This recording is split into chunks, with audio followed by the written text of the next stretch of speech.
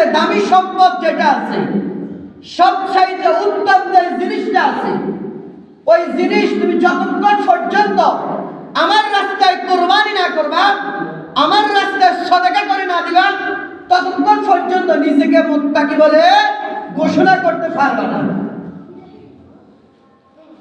আল্লাহ রাব্বুল আলামিন অন্য আয়াতে কারিমের ভিতরে বলেন, মাসালুল লাযীনা ইউনফিকুনা আমওয়ালাহুম ফী সাবিলিল্লাহ কামাসালি হাব্বাতিন আমবাতাত সাবআ সানাবিলা ফী কুল্লি সুম্বুলাতিন মিয়াতু হাব্বা ওয়াল্লাহু ইউদাঈফু লিমান ইয়াশা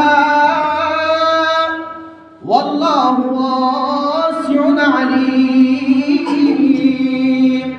রব্বে কারীম এই আয়াতে কারিমের ভিতরে বলেন, তোমরা যে আমার রাস্তায় দান করবা, 1 টাকা 2 টাকা 5 টাকা সামর্থ্য অনুযায়ী, নাকি সামর্থ্য অনুযায়ী যে তোমরা দান করবা, সদকা করবা, রব্বুল আলামিন বলেন এই দান সদকাকে তুমি দিছো কয় টাকা? 5 টাকা। তুমি দিছো কয় টাকা? 10 টাকা। তুমি দিছো 100 টাকা। তুমি দিছো 500 টাকা।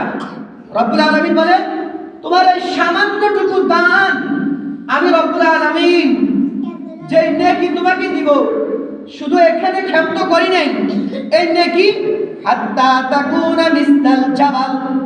আল্লাহ রাব্বুল আলামিন বলেন কিয়ামত পর্যন্ত এই 10 টাকা 5 টাকা 50 টাকার নেকি কিয়ামত পর্যন্ত, যেদিন তুমি দিবা ওই দিন থেকে কিয়ামত পর্যন্ত এর নেকি বৃদ্ধি করতে করতে করতে করতে করতে হাত্তা তাকুনা মিসলাল জাবাল, পাহাড় পরিমাণ, উহুদ পাহাড় পরিমাণ নেকি। রব্বুল আলামিন বলেন উহুদ পাহাড় পরিমাণ নেকি করে আমি আল্লাহ রব্বুল আলামিন কিয়ামতের ময়দানে তোমার আমলনামার ভিতরে ঢুকিয়ে দিব। সুবহানাল্লাহ। সাহাবায়ে কেরাম বলেন ইয়া রাসূলুল্লাহ, অনেকে তো এই নেকি দেখে আশ্চর্য হয়ে যাবে না? রাসূল সাল্লাল্লাহু আলাইহি ওয়াসাল্লাম বলেন অনেকের নেকি দেখে আশ্চর্য হয়ে বলবেন, আয় আল্লাহ তাআলা এই নেকি আমার না, মনে হয় ফেরেশতারা ভুল করে অন্যের নেকি আমলনামা আমাকে দিয়ে দিয়েছে। রব্বুল আলামিন বলেন না, আমার ফেরেশতারা কখনো ভুল করে না। আল্লাহ রাব্বুল আলামিন বলেন তুমি যে ওই দিন 5 টাকা আমার ঘর মসজিদে দান করেছো আমাকে খুশি করার উদ্দেশ্যে, ইয়া আইয়ুহাল্লাযীনা আমানুত্তাকুল্লাহ,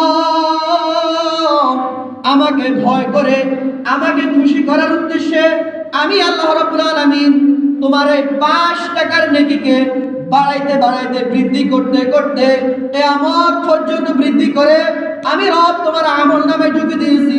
সুতরাং আজকে এই নেকির কারণে আমি রব কিয়ামতের ময়দানে তোমার পিছনের গুনাহগুলোকে ক্ষমা করে আমি রব তোমাকে জান্নাতি বলে ঘোষণা করে দিলাম।